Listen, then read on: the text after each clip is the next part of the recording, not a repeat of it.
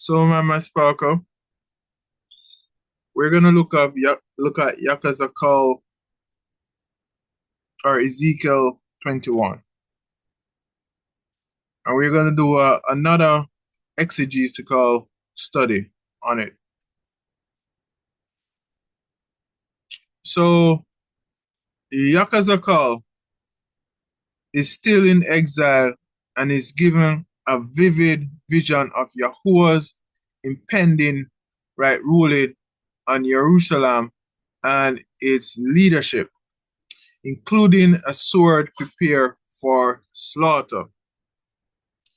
So in this chapter, you're going to see a shift in tone. We're going to see right ruling is no longer pending, but is now in motion. Unlike other prophetic books that speak of if, we're going to see this chapter is firmly in the now. So I'm going to ask someone to read for us Yakhazaqal or Ezekiel 21, reading verse 1 to 2.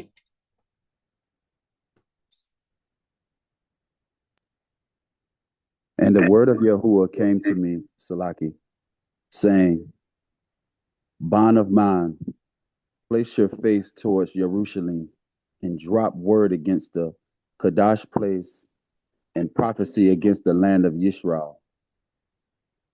All right, total for reading. So the verse 1 and 2, we're going to look at the word against Yarushalam. And we're going to look at some key phrases that stood out here. So from an Hebraic insight, we're going to look at place your face.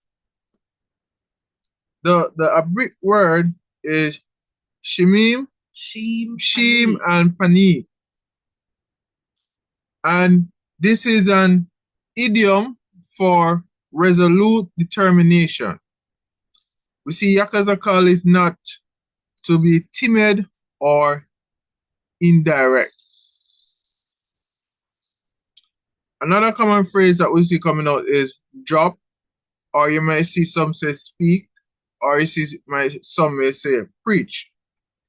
And the preach word or drop word or speak word, the Abrit word is atap, which the root word is not taf, which means to drip, drop, or flow. And it's a poetic term for the prophecy, symbolizing a message that pours from the Shamanim like rain. And we can reference this to Adabarim or Deuteronomy 32, verse 2. I'm going to ask someone to read it for us.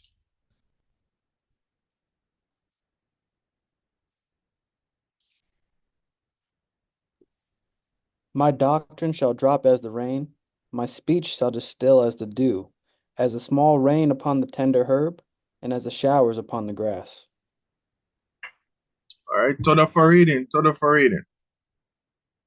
So, looking at the other key phrase here, dedicated places. So, the Greek word is Makadashi, which is a plural and likely includes both the Ayikal and any place Yahuwah had once honored, which was now seen being corrupted or being corrupt. So the land of Israel is a target, not just Yahudah. Though Yarushalam is named, the old covenant land is under right ruling. So we're going to look at verse 3 to 5. We're going to ask someone to read it for us.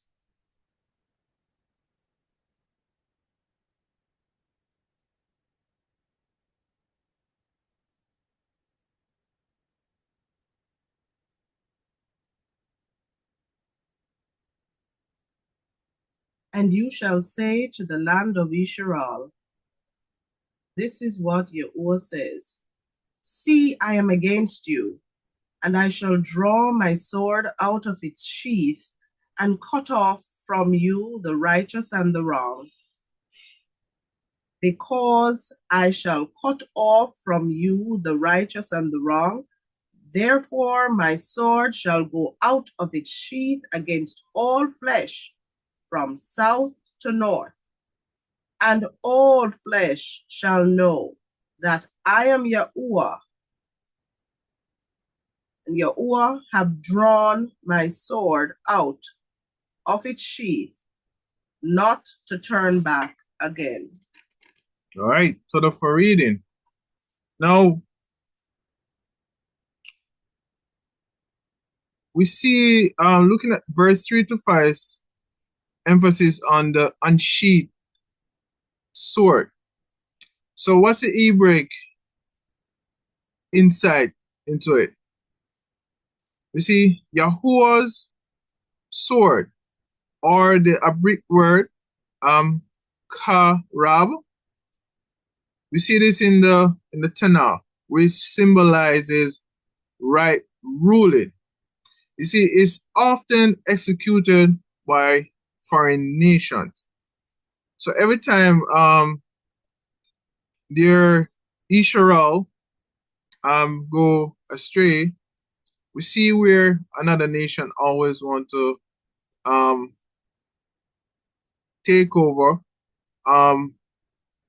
take them over and take them into captivity.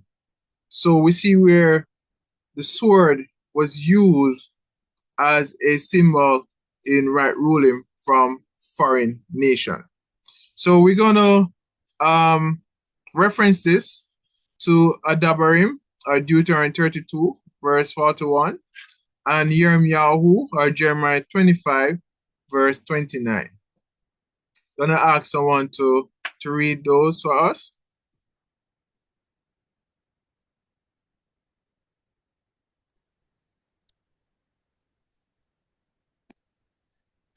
If I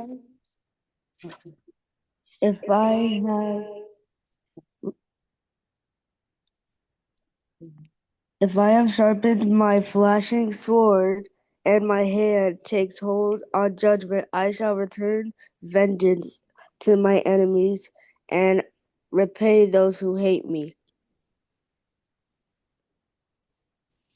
Toda, for reading. Yirmiyahu 25, verse 29.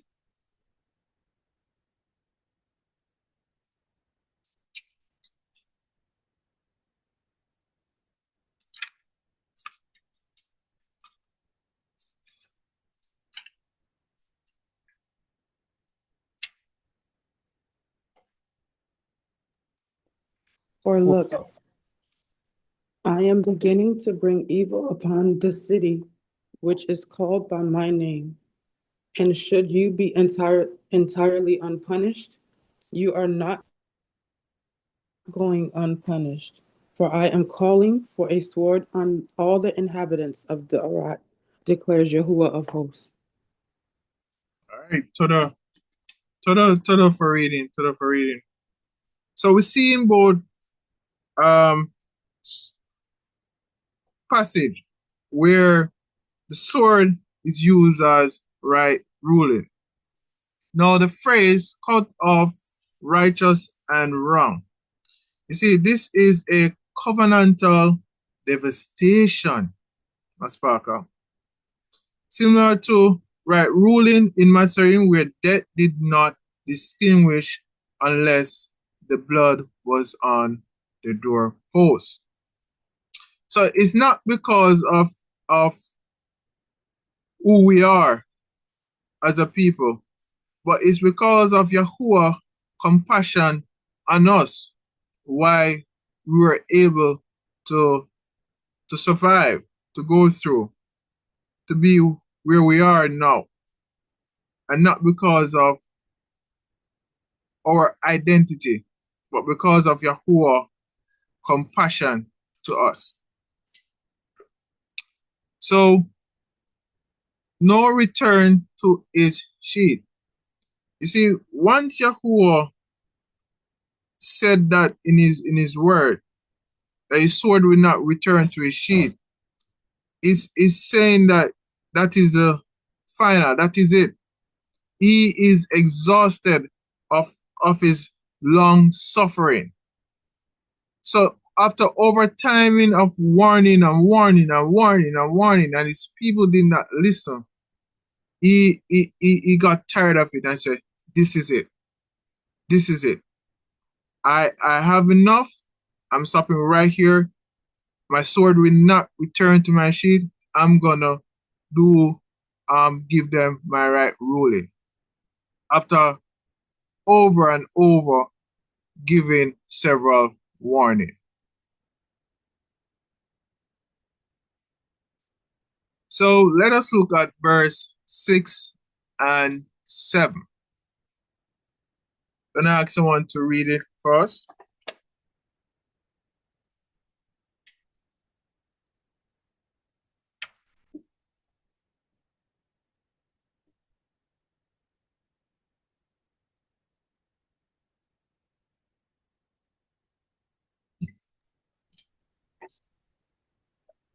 And you, bond of man, sigh with a breaking of loins, and sigh with bitterness before their eyes. And it shall be, when they say to you, why are you sighing? That you shall say, because of the report that is coming, and every labab shall melt, and all hands shall go limp, and every ruach be, be, become faint, and all knees be weak as water. See, it is coming, and it shall be, declares the Master YaHUaH. All right, total for reading.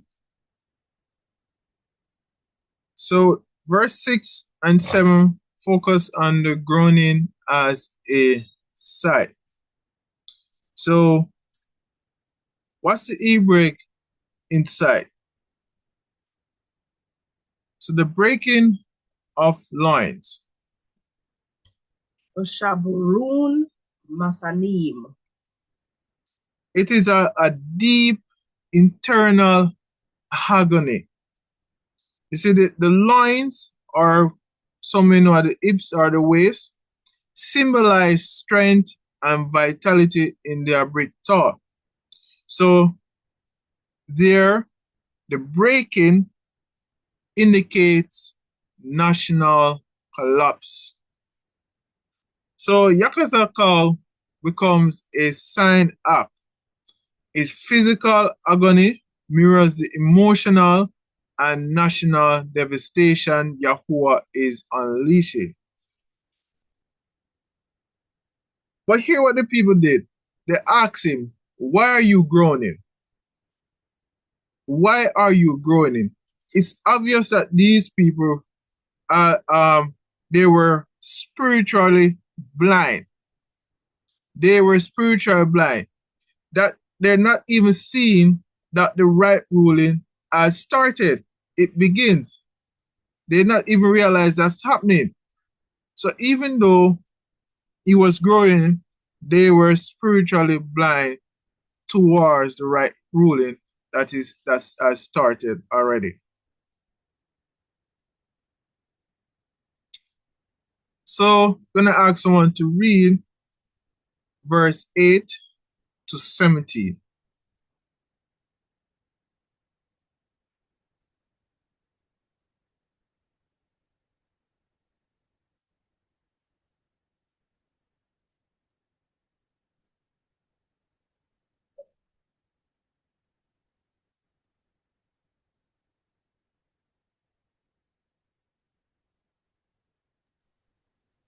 And the word of Yahuwah came to me, saying, Son of man, prophesy, and you shall say, This said Yahuwah, say, a sword is sharpened and also polished, and it is sharpened to make a slaughter.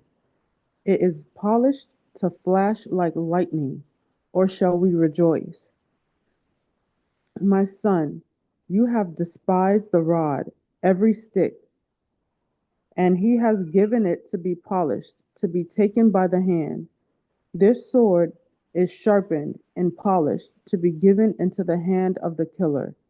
Cry and wail, bond of man, for it shall be on my people, on all the leaders of Yisrael.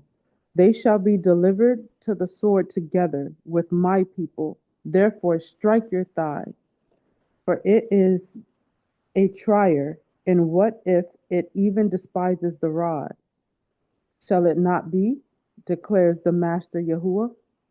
And you, bond of man, prophesy, and strike your hands striking, and let the sword come down twice, thrice, the sword for the slain.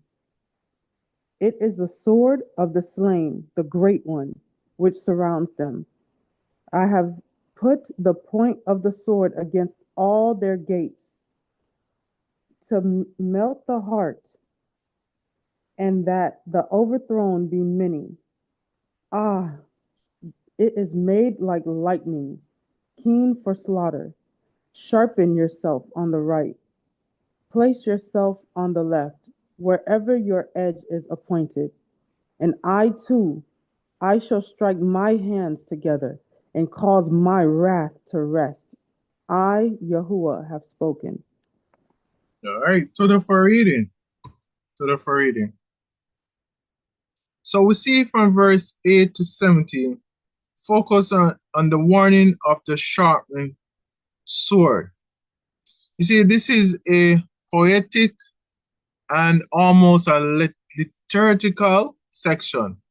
We see Yakhazaqal proclaims the sword is sharpened and polished, made ready for slaughter.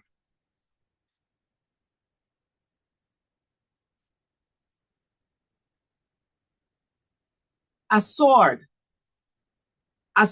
is sharpened and also polished, given into the hand of the slayer. Charab, Bauchada, Ugam, Marata, Latha, Autha, Biyad, Haurag. Tada. So what's the Hebrew insight to this? We see the repeated language is a sign of urgency. So every time we see something repeated, is to place emphasis on it or a sense of urgency. So the phrase a sword, this intensifies the terror. We see polish, which the Abrit word is maratha, from the root marat, which term suggests not just shining, but to make bare or ball or to scour, suggesting a complete destruction. So should we then rejoice? You see, this is a rhetorical sarcasm. There's no gladness when the sword is raised against the people of Yahuwah. There's no gladness. And when we read further down in the same chapter, Yakhazaqal 21 verse 19, we're going to see this phrase coming out also. The appointed 2 ways for the sword to come, which is Yahuwah is guiding the sword.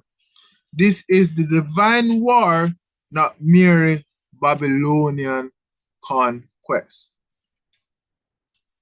And if I may add, Maury, Go ahead. where it says, my ban, or bani, you have despised the rod. So, in essence, it is as though the people of the Most High would have rejected the authority, correction, and sovereignty of the Most High.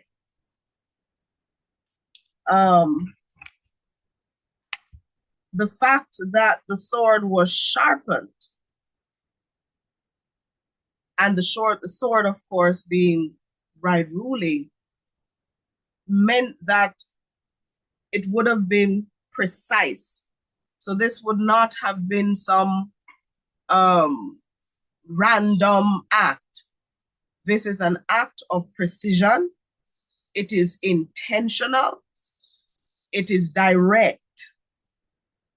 The sword was polished. Right ruling was polished. So it meant right ruling would have been visible. When a sword is polished, it is shine, it is glistening. It has a glare once light hits it. So this is going to be visible. It's not going to be secret. It's going to be unavoidable. So when the Most High strikes through, as you indicated, the hands of a foreign nation against his people, nobody's going to be able to escape. No. Whether it is you are in leadership, so leadership will be touched. The people will be touched. The land and even the Yakhazaqal will be touched, will be under right ruling of the Most High. When it says cut to the right or to the left, so the sword will be unrestrained. Wherever it turns, it will be cut. There's nowhere to hide. There's totality of right ruling. We see the hands being clapped, that gesture. When the Most High says, clap your hands, strike your hands, and I will also clap my hands. So this seals what the Most High has decreed. This seals right ruling. It will be fully poured out. He says, strike your thigh twice or even thrice. So you're talking about all levels being struck. Leadership once, the people, the second strike, the land, the third strike. So all that the Most High does is intentional, is purpose-driven. It is not misguided. It is not simply something done to show something. Everything that is done, even though he may be demonstrating through these actions, means something. Means something. All right. So for sharing, Maura. For sure. So we're going to look at verse 18 to 23. Going to ask someone to read it first.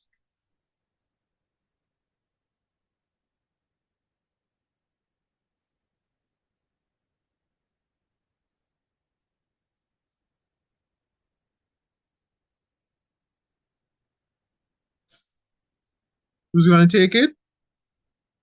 18 to 23. Yakhazaqal 21. And the word of Yahuwah came to me again, saying, And you, bond of man, appoint for yourself 2 ways for the sword of the Sovereign of Babel to go, both of them coming from one land, and place a signpost. Put it at the head of the way to the city. Appoint a way for the sword to go to Rabbah of the Ammonites, and to Yahudah, and to the wall of Yarushalam. For the Sovereign of Babel shall stand at the parting of the way, at the fork of the 2 ways, to practice divination. He shall shake the arrows, he shall axe the household idols, he shall look at the liver.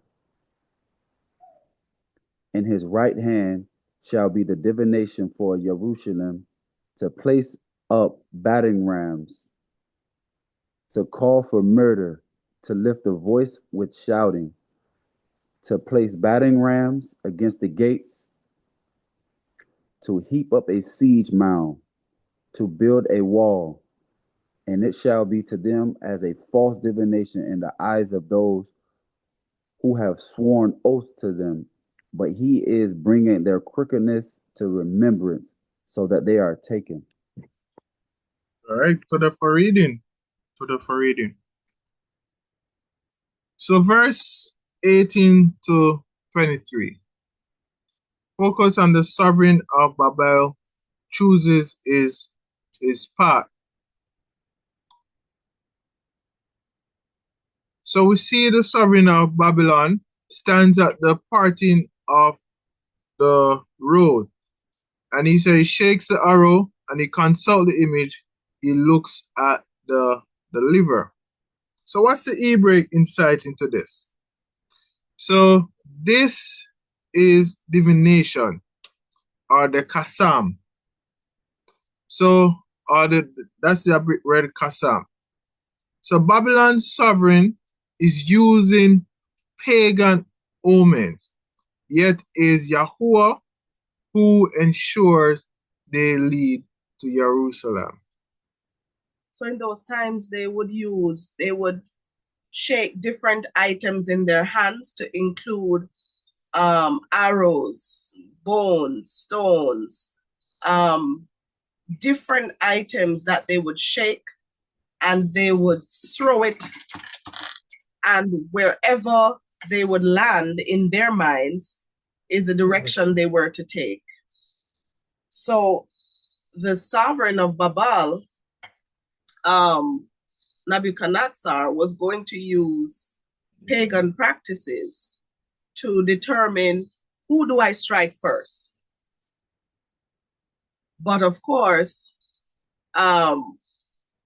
even though he uses this practice, it is YaHUaH who will determine where he goes or determine the outcome. And this, of course, means that these particular omens would land in the direction of Yarushalam. Yeah, they are all. So even when humans use tools to make decisions, we all know YaHUaH ultimately directs the outcome and is in control of the result. And we can look at even Mashalim, Proverbs 16 verse 9, where he said, a man's love plans his way, but YaHUaH is the one who establishes steps. So YaHUaH is ultimately gonna direct the outcome. And YaHUaH, we know, is in total control of the result. So even though YaHUaH allows Nebuchadnezzar signs to confirm Jerusalem as the target, we can see it was divine orchestration behind human decision.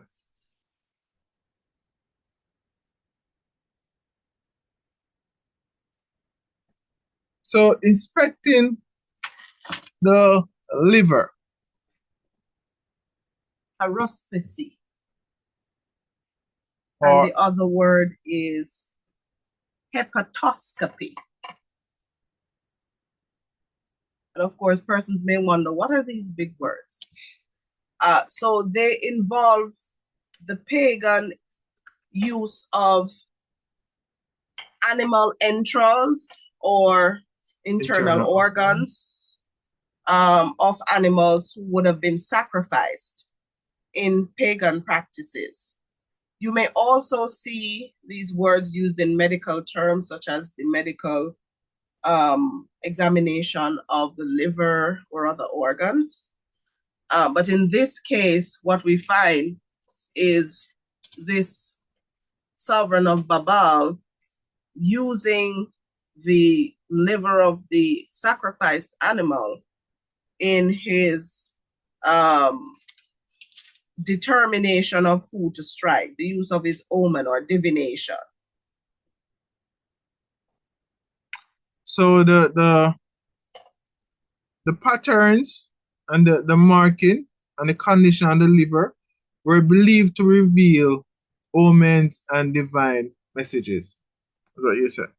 So this was a highly developed and important form of divination in Mesopotamia, and many clay models of livers with interpretative texts that have been found by archaeologists demonstrating the widespread practice.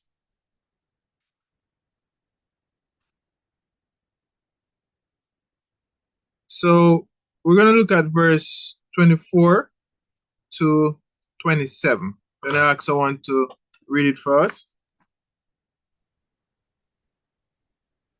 Therefore, thus says the Adon YaHUaH, because you have made your wickedness to be remembered, and that your transgressions are uncovered, so that your sins are seen in all your deeds, because you have been remembered, you were taken by hand. And to you, O profane, wicked one, leader of Yisrael, whose day has come, and the time of the wickedness of the end. Thus says the Adon YaHUaH, remove the turban, and take off the crown. This shall not remain. Exalt the humble, and humble the exalted. Overthrown, overthrown, I make it overthrown. It shall be no longer, until he comes to whom it rightly belongs, and I shall give it. All right, total for reading. So we see here from verse 24 to 27, focus on the crooked ruler of Israel. So we're going to do Hebrew insight. So the crooked ruler is Tasadak Yahu, who is the last sovereign of Yahudah. You see, we see the turban and the crown that represent priesthood and sovereignty. You see, both offices are now revoked. Are revoked. Overturned. Overturned. Overturned. YaHUaH. YaHUaH. YaHUaH. You see, this triple emphasis in a break means complete and irreversible ruin. You see, until he comes, who is right it is. You see, this is a Torah-based reference to Genesis or Bereshit 49, verse 10. Then I ask someone to read it for us.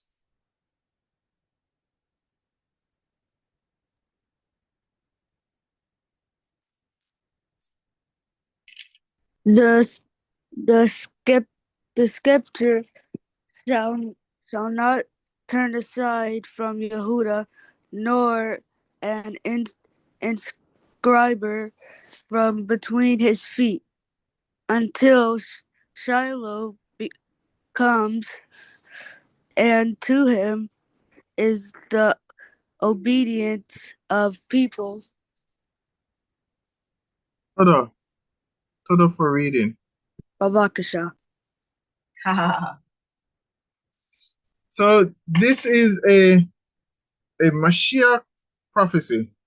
You see, pointing forward to Yahusha, not just any Dayudic figure. Only is worthy of the crown, the priesthood, and the scepter.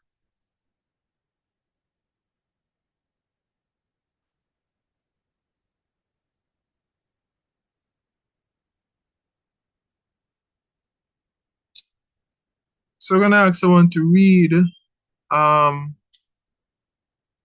verse 28 to 32.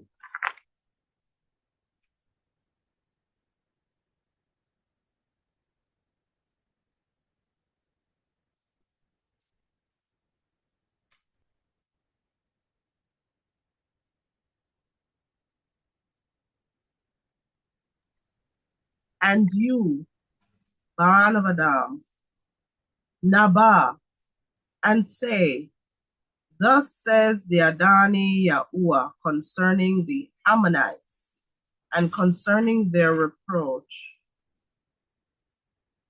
And you shall say, a sword,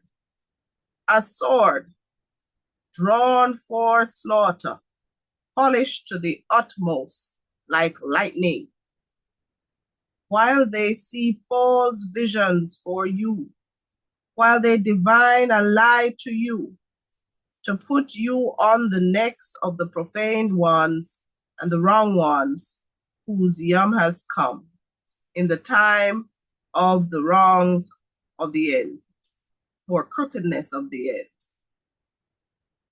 Return it to its sheath in the place where you were created. In the land of your origin, I shall judge you, and I shall pour out my displeasure on you, blow against you with the fire of my wrath, and shall give you into the hands of beastly men, skilled to destroy. You are to be fuel for the fire, your blood or your dam to be in the midst of the land. You are not to be remembered, for I, YaHUaH, have spoken. For reading. So we see verse 28 to 32 focus on the right ruling on the Ammonites. So what's the Hebrew insight? The Ammonites are known enemies who mocked Yarushalam downfall. Their right ruling will not be delayed. The same sword now turns to them. So what does this phrase mean? While they see false vision for you. This phrase are lying prophets speaking peace to the Ammonites, just as false prophets lied to Yarushalam. And the second phrase, you shall be remembered no more. You see, a final obliteration. You see, unlike Israel, who is judged but restored, the Ammonites or the Ammon's fate is extinction. No more.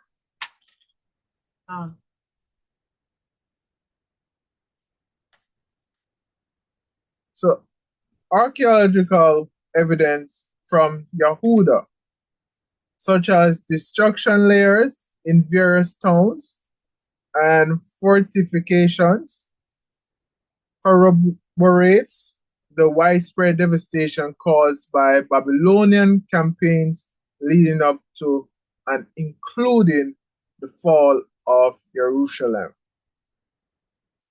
The Babylonian chronicles, ancient cuneiform tablets, document Nebuchadnezzar campaigns, includes the capture of Yarushalam in 597 BCE, providing extra biblical confirmation of these events. So while they don't detail the final siege to the same extent as the biblical accounts, they provide the broader historical framework. So archaeological discoveries like the Al-Yahudah tablets, which mean town of Judah in Mesopotamia, confirm the presence of Yahudi exiled in a established community, engaging in various economic activities. So this shows that Yakhazaqal was indeed living among a community of exile in a foreign land, just as the book described.